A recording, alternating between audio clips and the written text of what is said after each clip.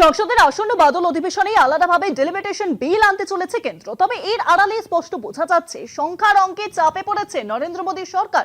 সংবিধান সংশোধনের জন্য প্রয়োজনীয় সমর্থন না থাকায় ইতিমধ্যেই পিছু হটার স্বীকারোক্তি শোনা গেছে খোদ প্রধানমন্ত্রীর মুখে। প্রশ্ন উঠছে, পরিকল্পনার অভাব নাকি রাজনৈতিক তাড়াহুড়ো? কেন এই বেআব্রু অবস্থা কেন্দ্রের?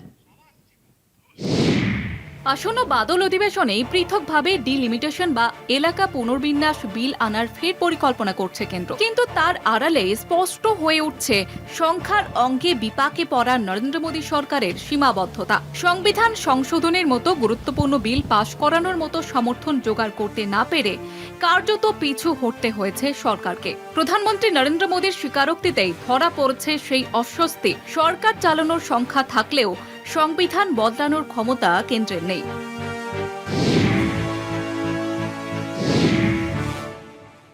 এই পরিস্থিতিতে কৌশল বদলে আলাদা করে ডিলিমিটেশন বিল আনার কেন্দ্রের সিদ্ধান্তকে বিরোধীরা দেখছে পাল্টা চাল হিসেবেই। প্রশ্ন উঠছে, মহিলা সংরক্ষণ বিলকে সামনে রেখে যে রাজনৈতিক বার্তা দেওয়া হয়েছিল তাকে শেষ পর্যন্ত শুধুই প্রতীকী হয়ে রইল। বিরোধীদের অভিযোগ, প্রয়োজনীয় সমর্থন জোগাড় না করেই বড় রাজনৈতিক ঘোষণা করে এখন অস্বস্তিতে পড়েছে কেন্দ্র।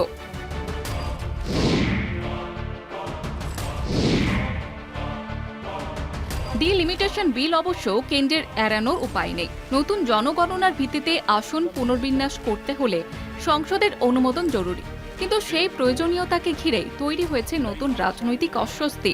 2026-এর পর লোকসভা ও বিধানসভার আসন সংখ্যা বাড়বে না একই থাকবে, সেই সিদ্ধান্ত নির্ভর করছে এই বিলের উপরে। ফলে স্পষ্ট, সংখ্যার অঙ্কে পিছিয়ে পড়ার চাপেই এখন পথ বদলাচ্ছে কেন্দ্র। আর সেই বদলেই উস্কে উঠছে প্রশ্ন, পরিকল্পনার অভাব নাকি অযথা রাজনৈতিক তাড়াহুড়ো? কণা দাশগুপ্তের রিপোর্ট, কলকাতা টিভি।